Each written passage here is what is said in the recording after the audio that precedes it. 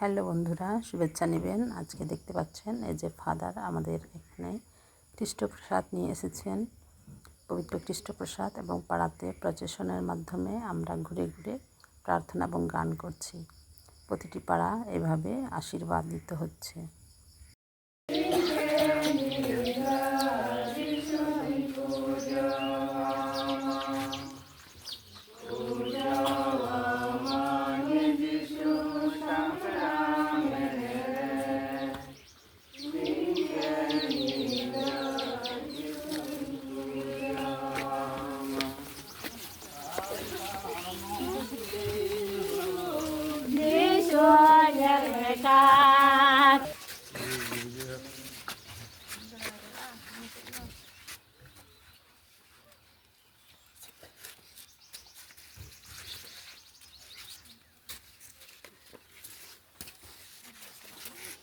Hasta monte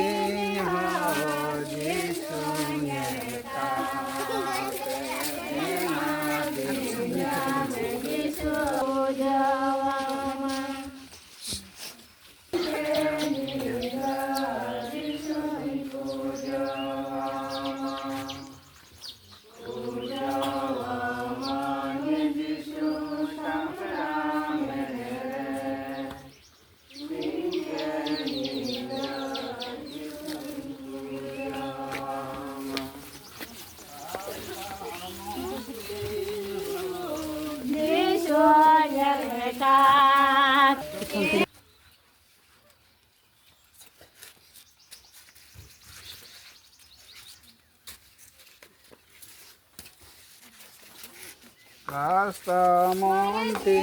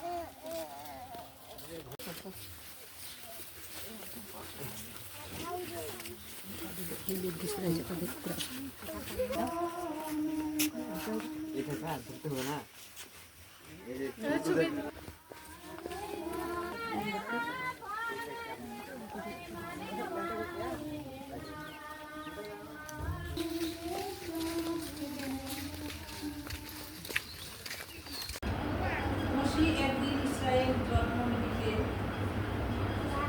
এই কথা বললেন, ওগো ইসরায়েল, তুমি সেই যাত্রাপথের সব কথাই মনে রেখো, যে পথ দিয়ে হাঁটিয়ে তোমার ঈশ্বর ভগবান তোমাকে এই 40 বছর ধরে মরুভূমির মধ্য দিয়ে নিয়ে এসেছেন।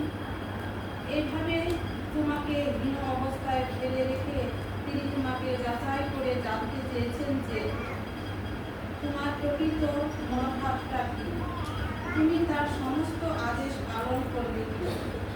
সত্যি তিনি তোমাকে হীন অবস্থাতেই ফেলে রেখেছেন, তোমাকে ক্ষুদিত হতে দিয়েছেন। তারপর খাদ্যরূপে তিনি তোমাকে সেই মান্নায় দিয়েছেন, তা তুমি জানতে না। তোমার পিতৃপুরুষ পয়সাও জানত না।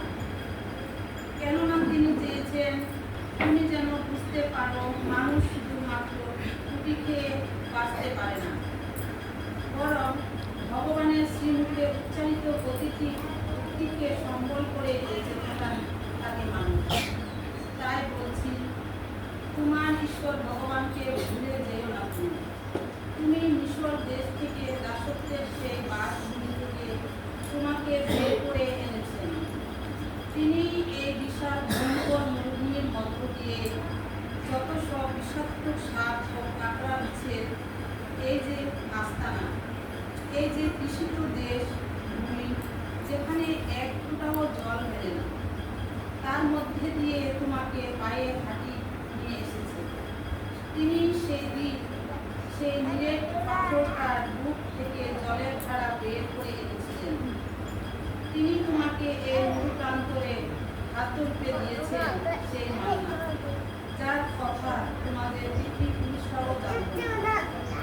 এই হলো প্রভু বাণী, প্রভু জয় হোক।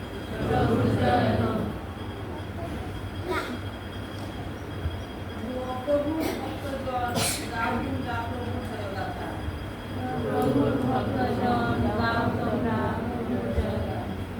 জেরুসালেম ভগবানের স্তব গান করো, সিয়ন নগরী তোমার ঈশ্বরের বন্দনা করো। তিনি সুদৃঢ় করে দিয়েছেন তোমার যত দ্বারের পাগল, তোমার কোলের যত সন্তানকে আশীষ ধন্য করেছেন তিনি। ও প্রভু ভক্তজন গাও তোমরা প্রভু জয়গাথা।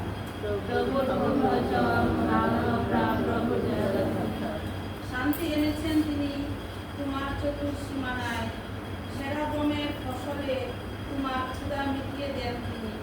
তার আদেশ প্রেরণ করেন তিনি পৃথিবীর বুকে, তার বাণী দ্রুত লেগে যায়, ছুটে যায়।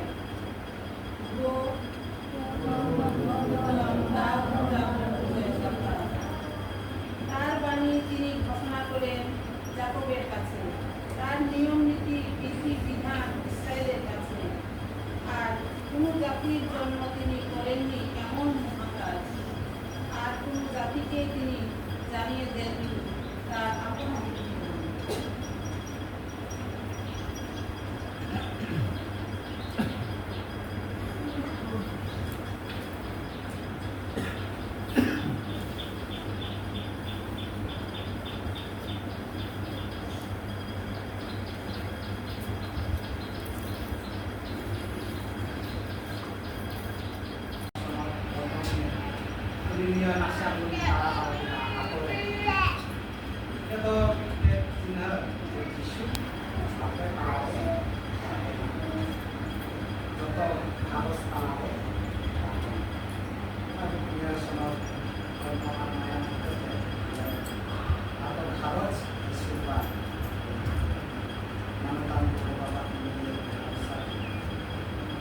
Jiwa semua orang